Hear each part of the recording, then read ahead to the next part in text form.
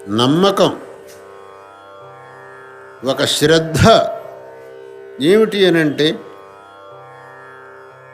ఈ సమస్తమైన జగత్తుకు సృష్టికర్త అనేవాడు ఒకడు ఉన్నాడు.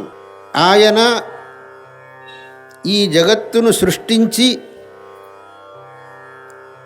దీనిని సంరక్షించి చివరికి తనలోనే దీన్ని లయం చేసుకుంటాడు.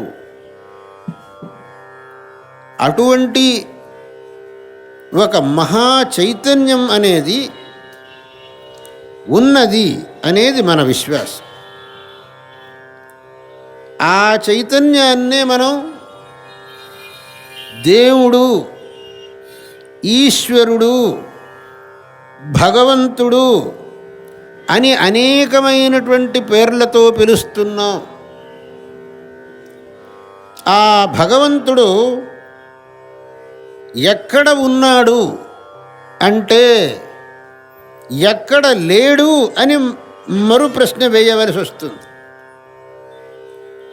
శాస్త్రం ఏం చెప్పింది అని అంటే, భగవంతుడు ప్రతి చోట ఉన్నాడు, అణువునందు ఉన్నాడు. భగవంతుడు లేని ప్రదేశమే లేదు. అందుకే ఆయనను సర్వవ్యాపి అని శాస్త్రంలో చెప్పారు. సర్వ అంటే అన్నింటి యందు, వ్యాపి వ్యాపించినవాడు అని చెప్పి భగవంతుణ్ణి వర్ణించారు. ఆ భగవంతుడు అనేవాడే గనక లేకపోయినట్లయితే ఈ జగత్ సృష్టి ఎలా అయ్యేది? మనం చేసినటువంటి కర్మలకు ఫలం ఇచ్చేవాడెవడు? ఈ ప్రశ్నలకు జవాబు చెప్పడానికి ఎవరికీ వీలు కాదు. మనం ఈ రోజున సుఖం అనుభవిస్తున్నాం, కొంతమంది దుఃఖం అనుభవిస్తున్నాం. ఈ రెండింటికి ఏదైనా ఒక కారణం ఉండి తీరాలి. కారణం అనేది లేకుండా కార్యం అనేది పుట్టదు.